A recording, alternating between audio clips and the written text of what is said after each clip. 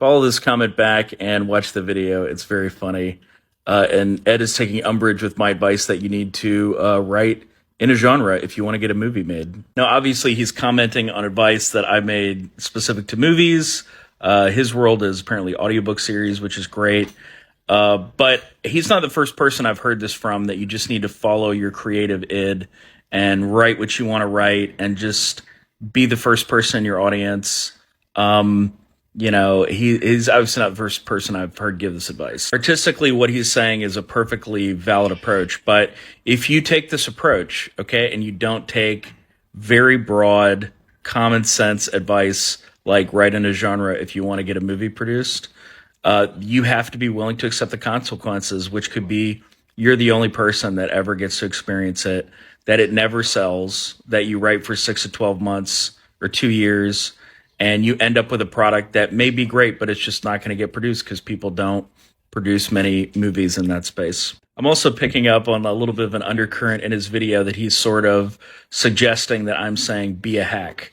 Like just take what other people have done and recreate it in some very similar fashion in the same space and just be a hack to get stuff made. But that is absolutely not what I'm saying. In fact, in the ebook, audiobook world of self-publishing, there are many advice books which are right that you should, in order to get the most traction, you should write to market. You should come up with a concept that's very similar, hit all the tropes, and satisfy that particular sub audience of a sub genre in order to find success. And in that, limited circumstance, writing to market is correct. But that's not what I'm suggesting you do in film. You don't need to write to market.